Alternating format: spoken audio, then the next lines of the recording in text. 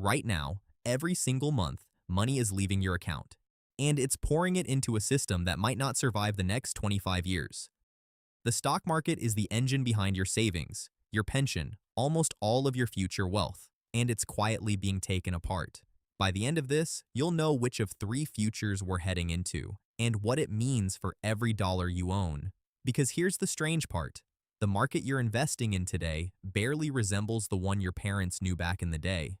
And the version your kids inherit? It may not look like this market at all. So let's start with an uncomfortable question. What actually is the stock market? And why does its survival decide the fate of your money? Strip away the apps and the noise, and it comes down to one idea. You can own a piece of a company without running it. That single idea built the modern world. It funded railroads, real estate empires, oil, and eventually the tech giants sitting in your pocket. For a century, it's been the greatest wealth-building machine ever invented. If you had simply parked your money in stocks and held on, through every market correction, every liquidity crisis, every geopolitical disruption, you'd have multiplied it many times over. That's why your pension depends on it, why insurance companies and central banking institutions hold trillions in it, why just invest in the market became the default advice for building wealth. But every machine this big eventually attracts forces trying to replace it, and three of them are already here. Threat number one. The machines took over the trading floor years ago. Today, most stock trades aren't decided by humans at all. They're executed by algorithms in fractions of a second. Investing used to be one person reading a company and making a bet. Now, machines reading each other. So ask yourself, if humans barely trade anymore, what happens next? What happens when AI doesn't just trade the market, but starts allocating capital better than any fund manager alive? Funds already exist where no human picks a single stock. The entire strategy is written in code, and it beats most professionals who spent their whole lives investing. Strip the humans out of the market, and you have to wonder what's even left of it. Threat number two. Today, the biggest growth happens before you're ever allowed to own a share. It's locked away for a handful of wealthy insiders and private funds. If that continues, the public stock market doesn't crash. It just slowly becomes irrelevant.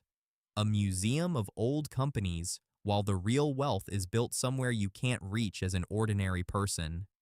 Which brings us to number three, tokenization, the one that could rewrite everything we know today. The idea is simple. Any asset, stocks, real estate, art, even debt, can be turned into a digital token, traded instantly, globally, 24 hours a day, no opening bell, no closing time, no borders. And behind it, central banking is building its own digital currencies, programmable money that could plug straight into these systems and become the only valid currency you can cash your assets back into. If that future arrives, the thing we call the stock market might just become one piece of a much larger machine for the funds who you are buying your assets from. But tokenization has some matters to it. 1. The trust problem. The code can be flawless, but a token is only worth the real thing behind it. If the gold in that vault gets stolen, your perfect digital token is worth nothing. 2. The liquidity. You can only sell in seconds if someone's actually there to buy. No buyer, no sale. You're stuck holding it, no matter what the screen says. So those are the three forces pulling the market apart. Artificial intelligence, the companies vanishing into private hands, and tokenization. Three reasons most analysts now project structural decline. But that's where they're wrong. Because the stock market has one weapon almost nothing else does. Trust. For all its flaws, the public market is the most transparent, most regulated, most liquid place on earth to grow wealth. You can sell your stocks in seconds, and someone will buy them. Try doing that with a private company or a piece of real estate in the middle of a panic. That liquidity is why pensions, insurance funds, and entire governments rely on it. It's why, through every crash and every wave of inflation, capital keeps flooding back because it's so well known. And remember, we've been here before. People declared the market finished after 1929, after the crash of 1987, after 2008. Every single time, they were wrong and came back better than ever before. Each shock that was supposed to dismantle the system only forced it to evolve. New rules, new technology, new ways to protect your assets. The market doesn't collapse from disruption, it absorbs it. Trillions in retirement accounts, decades of law, whole industries built on the market existing. Systems this big don't vanish, they mutate, which leaves us with three futures for the year 2050. The first, the market transforms. It survives, but you'd hardly recognize it. Stocks, real estate, every asset you can name, all of it tokenized, trading around the clock, run almost entirely by AI. You'd still be an investor. You just wouldn't recognize the thing you're investing in. The second, the market fades. No crash, no collapse. It just quietly empties out.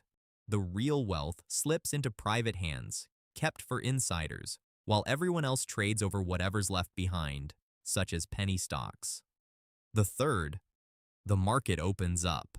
Tokenization breaks the private vault wide open, and for the first time, an ordinary person can own a piece of almost anything on Earth. Bigger, more accessible, more open than the market has ever been. But here's what actually matters. In every one of those futures, one thing never changes.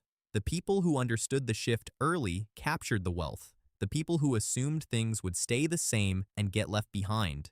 Think about it. Everyone who dismissed the internet, who laughed at investing from a phone, who assumed real estate only ever goes up. The lesson is always the same. The danger was never the change itself. It was being asleep when it arrived. The names change. The technology changes. The exchanges, the currencies, even the central banking system might change, but ownership never does. Owning a piece of the things that grow has built wealth for centuries. The only question is what form it takes, and whether you're paying attention when it does. So, will the stock market still exist in 2050? It will. It just might not be called that anymore. And the people who see it coming will be years ahead of everyone who didn't. If this rewired how you think about your money, then you already know there's a deeper layer underneath all of it. And that's exactly the kind of thing we take apart here. So stick around, and let's figure out the future of wealth together. Let me know in the comments what you think will happen by the year 2050. Thank you for watching. Please don't forget to like, share, and subscribe for more of this.